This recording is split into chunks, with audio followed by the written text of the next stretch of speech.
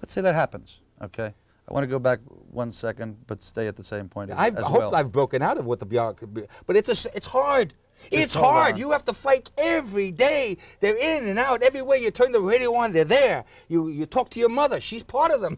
Right. You talk to your father. He works for them. I mean. But listen, let's say that there could be down the road a point where people, or most people, or a lot of people would buy into what you're saying about the nature of reality, about everything being illusional above the atomic or subatomic level, above the level of not changing materially. And the atomic level is illusional too. If people do, en masse, enter a Magava consciousness, as you say it, an atomic consciousness, how would that, it will never happen? Yes, go ahead, keep talking. Okay, good. How would that, because you spoke again about 97% have-nots and 2 or 3% haves, how would that affect the class structures in societies that accept Magava consciousness? Would it change? Class would disappear immediately. There would be no class. So then there would be equality. Money would lose its value. Would there be equality? Money would lose its value. Money would lose its value. Material wealth would lose its value. But there would have class to be, would there would disappear. still have to be a way of counting goods. Class would disappear. It wouldn't there would be still that have to be a way of important counting anymore. and distributing goods. It wouldn't be that important anymore. Do you realize 3% of the people owning all this wealth? You still have to Then distribute all of this is now going to be goods. shared. What these people have is now going to be shared by everybody just because they all have this consciousness. So are you a communist? That's what my Palestinian friends call me. They say I'm a communist. Well, it depends, because you haven't really said so yet. You haven't argued openly for the redistribution of wealth. Do you believe in such a redistribution? Is that de facto part of Magava? I'm a philosopher. I'm really not going to get into... Well, there's such a thing as political philosophy. Yeah, I'm not going to get into political philosophy because it's not what I'm about. But it is what you're about to the extent that you talk about societies. I don't. And you do talk about someday societies. I might write a book on political philosophy, how to change the world. But I am talking only about one point, that people should take on Magava consciousness and realize that they're not here. That is what I'm about. And I'm really not going to allow myself to be taken out somewhere else, because I don't want to go there right now. You set yourself up in your book, in your thinking, in your art, as an enemy of ignorance. You hate ignorance. How ignorant are you, do you think? Are you ignorant, relatively speaking? I mean, not in absolute terms. All right, to answer that question, I'll say this. Scientists recognize the fact that, I think we talked about this before, that they only know about 10% of matter. Yes, you said that. So there's 90% of matter which is going through us, that we're not even able to recognize. So how wise can any one human being be? I mean, how wise, how much wisdom can you have? Very little, it would seem. And if I'm you a look person, at Socrates, who says, I know one thing that I know nothing. Okay. Nothing. Well, he doesn't even know that. You see, I mean, that's something, I don't even know that, because I don't know what I know. I'm able to write poetry that I don't appreciate until 2 years later. There's poetry in this book.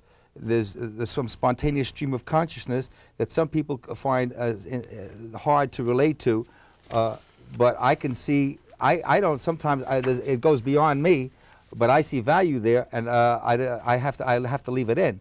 So you never know what you know. But the point is, I do recognize that that knowledge, I have to be skeptical of all knowledge. So what's your question? What do I know? I don't really know what I know. How ignorant are you? Are you less ignorant than you were 10 years ago? Yes. Yes. Tell us about the inner conversation, which will be an opportunity for you to define that brought you more knowledge and less ignorance over the last 10 years. You know, concrete though. It's not easy to be concrete, because That's it's not why I'm easy. giving you a difficult this is task. not this in a Not conversation an easy you're one. not going to find in a book. This is something that is just a force in me that and I can feel it. I could feel it coming in here. But it's not going just a to force each other in you. and talking. You and yourself have admitted that is a driving force. That you've grown a lot through your interactions with other people. You've learned a lot from other people. So it's not just an internal process. It's a process of the internal interacting with the external, right? It's both. Yes.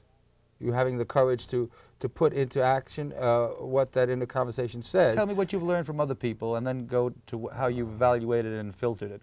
Because you've talked about a filter, There are too. sometimes you'll go a whole lifetime, and only one person will give you this one little piece of wisdom, and no one else will ever say it again. Like Rose Stanley in Harlem, Ah, who said, yes, it's in there, right. "You don't need no medals, Copernicus. You pin your own medals on the wall." That's right. Rose Stanley is an African-American Stanley alive? bar owner in Harlem, New York, and one day a Deeper had come out, and I was sharing my sadness with her, and I said, they're not listening the way I want. She says, "Copernicus, you don't need no recognition. You pin your own medals on the wall." She freed me with that piece of wisdom. She you feel freed good? me from, man, she lit up the world for me. What did that mean to you? What does that mean? That I pin my own medals. I know when I do well. I don't need you to tell me that I do well. I know when I do well, and I'm proud of that, and I pin my own medal on me.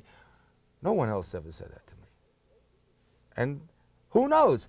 Maybe if she did say that to me, and I wasn't ready to hear it, and I was ready to hear it, I still might not know that. I may still be complaining. You know, the I may still be complaining that people are not listening to my album. The problem with accepting medals from other people as well is that You give them power. you accept their authority. Yep, you give them to give you power. a medal. You accept You their lose power. superiority over you and to judge you. Do others have the right to judge others? How do you feel about, because the Bible says, "Judge not, lest thou shalt be judged."